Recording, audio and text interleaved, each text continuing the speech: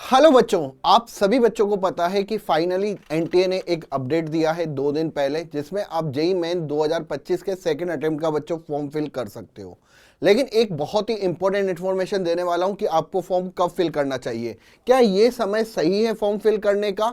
पूरा बच्चों वीडियो देखिएगा, इंपॉर्टेंट बात बताऊंगा, इसीलिए सभी बच्चों को कहता हूं कि चैनल को सब्सक्राइब करके रखिए। जो भी इंपॉर्टेंट अपडेट होगा वो बच्चों आपको इसी चैनल पे मिलेगा। तो यहाँ पे सबसे पहले बच्चों आपको कुछ बातें बताऊंगा जो आप सभी बच्चों को पता होनी चाहिए।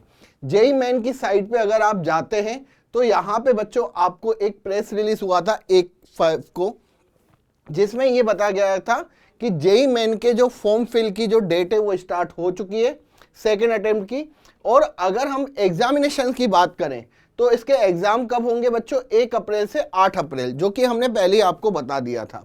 अगर हम फॉर्म फिल की बात करें तो ये 1 फरवरी से 25 फरवरी 2025 9 बजे तक बच्चों आप इस फॉर्म को फिल कर सकते हो। मतलब अभी हमारे पास काफी दिन है, 22 दिन है।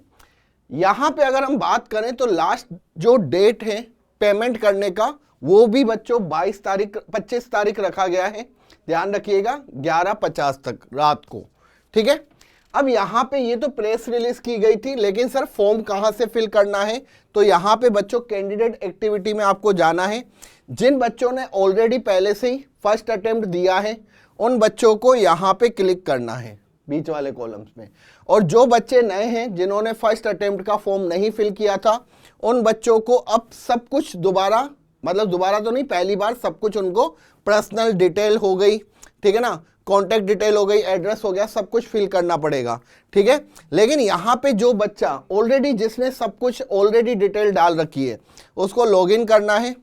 लॉगिन करके सिर्फ उसको 2 चीजें चाहिए, एक तो एप्लीकेशन नंबर, दूसरा पासवर्ड, ठीक है। और यहाँ पे कैप्चा आपको दिख ही जाएगा। तो यहाँ बच्चों आप इजीली फॉर्म को सबमिट कर सकते, फॉर्म फिल कर सकते। लेकिन ये इंपॉर्टेंट वीडियो क्या फॉर्म सबमिशन के लिए नहीं, ठीक है ना। मैंने इसलिए सभी बच्चों को कहा था कि पूरा वीडियो जरूर देखिएगा।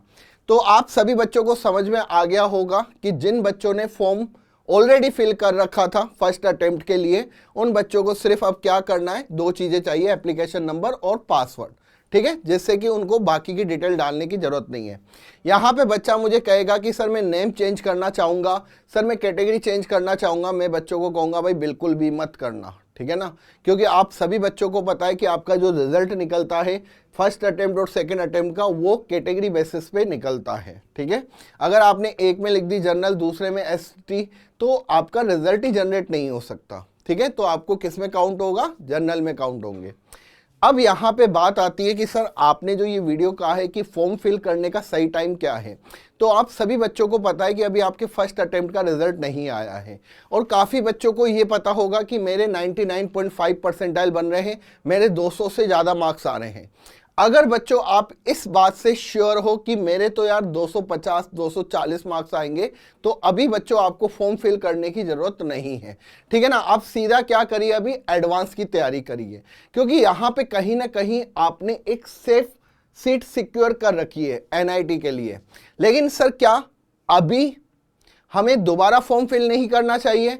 तो मैं कहूँगा नहीं यार, फॉर्म फिल करिए, लेकिन एक बार जरूर आप रिजल्ट को देखिए, ठीक है ना, कि आपका रिजल्ट क्या रहा है। उसके बाद आपके पास 2 ओपिनियन होंगे कि मैं फॉर्म फिल करूं या नहीं करूं। क्योंकि अगर मुझे मेरे अकॉर्डिंग कॉलेज मिल रहा है, ब्रांच मिल रही है, ठीक है ना, मुझे एमएनआईटी जाना है और मुझे सीएस ब्रांच चाहिए, तो मेरे को दोबारा फॉर्म फिल करने की जरूरत नहीं है अगर मेरे 240 मार्क्स आ रहे हैं। अगर मेरे मार्क्स कम हैं तो मुझे फॉर्म फिल करने की रिक्वायरमेंट पड़ेगी, ठीक है। तो इन बातों का ध्यान रखना कि क्यों वेस्ट करें अपनी मनी भी और टाइम भी, ठीक है ना, दोनों आपके लिए इंपॉर्टेंट है। लेकिन अगर जिन बच्चों के मार्क्स कम आ रहे हैं, जिनको लगता है कि सर अभी तो हमारे 150 मार्क्स भी नहीं आएंगे, 100 मार्क्स भी नहीं आएंगे, उन सभी बच्चों को मैं एक ही बात बोलूंगा कि भाई फॉर्म फिल करिए, लेकिन तसल्ली से। ऐसे हड़बड़ाहट में बच्चों अब फिर मिस्टेक कुछ करोगे, फिर करेक्शन विंडो ओपन होने का वेट करोगे। इससे अच्छा है कि एक ही बार में तसल्ली के साथ आप फॉर्म फिल करिएगा। ओके, तो एक बार रिजल्ट आने दीजिए बच्चों। 12 फेब को आपका रिजल्ट आएगा। इससे पहले आपकी रिस्पॉन्स की आएगी, ठीक है ना, प्रोविजनल आंसर की आएगी, उससे मैच करवाइए। फाइनल आंसर की 8 से 9 फेब के आसपास आ जाएगी। तो डेफिनेटली बच्चों उसके बाद आप जब फॉर्म फिल करोगे तो ज़्यादा बेटर कंडीशंस में होंगे। ठीक है, तो आई होप आपको ये सेशन अच्छा लगा होगा।